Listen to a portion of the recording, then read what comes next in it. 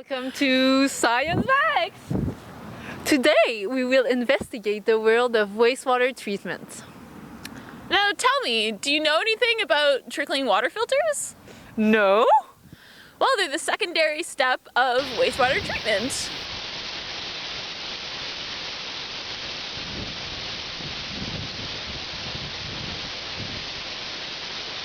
Interesting. Actually, trickling filters have been used in the 1900s.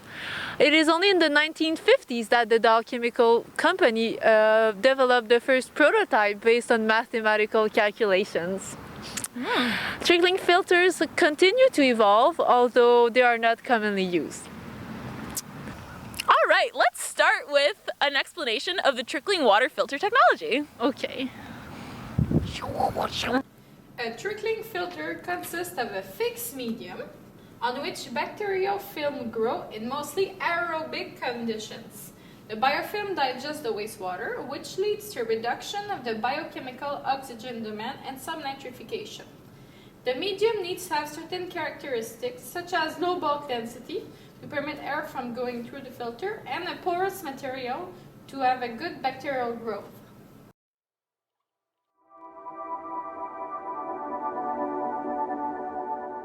To function properly, a trickling filter needs nutrient-rich wastewater, good aeration without forced ventilation. There needs to be enough shear force to remove the excess biofilm to avoid clogging of the system. Many organisms can live in a trickling filter, such as bacteria, fungus, protozoa, and other unwanted organisms such as algae, flies, larvae, and more. The biofilm needs to be kept moist at all times to digest properly the wastewater.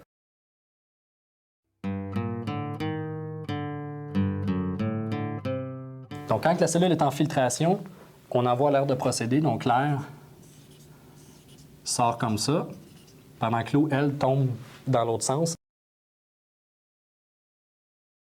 Ça, c'est l'air de lavage. Okay? Donc, quand le lavage est déclenché, la porte se ferme, il n'y a plus d'eau qui rentre, l'air de procédé arrête. Et là, on envoie l'air de lavage. Et généralement, on fixe un temps de 2 minutes. De brassage, uniquement de l'air. Ça, c'est pour essayer de briser justement tout ce qui aurait pu se former comme biomasse dans ta cellule. L'air, lui, n'arrête pas, il continue. Après un certain temps, c'est l'eau de lavage qui va venir en jeu. Il y a une pompe qui lui récupère l'eau dans la bâche centrale, donc l'eau filtrée de toutes les autres cellules, et qui renvoie en contresens dans la cellule. Ce que je peux jouer, c'est l'air de procédé. Je peux jouer sur le débit, puis je peux jouer sur le lavage. Donc, on choisit la granulométrie de telle sorte à ce qu'on ait une filtration qui est efficace, mais aussi que l'eau puisse passer efficacement. Parce que si, par exemple, on avait mis un lit de sable au lieu d'un lit de schiste, on serait incapable de traiter, là, et ça se colmaterait, parce que de l'eau usée, c'est hyper chargé. Là.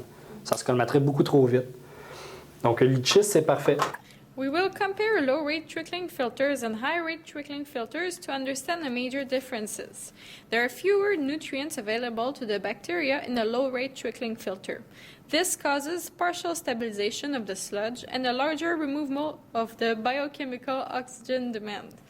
High-rate trickling filters can afford to be deeper because of the low density of the material used. Artificial granulates, instead of materials with a high density such as stones, are used in this type of trickling filter.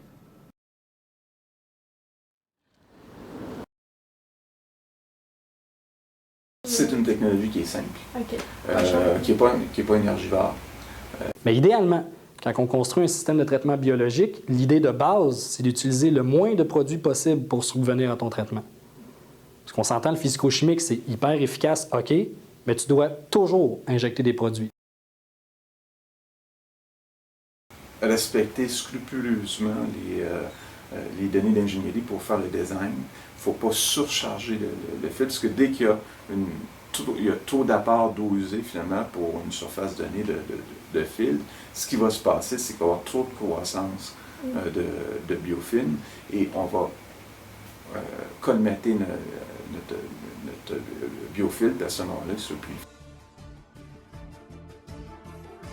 Moi, je pense qu'il y a beaucoup de potentiel sur ce système-là, Donc, avec l'étude que je fais, j'arrive à déterminer, à mieux le comprendre, en fait, pour que les futurs systèmes de traitement de ce type-là soient mieux conçus. C'est là toute l'idée. Ultimement, suite à mon projet, on remettrait sur la carte ce type de technologie-là qui est interdit maintenant. Oh wow, we learned a lot today. Thanks for watching us and don't forget to tune in next week.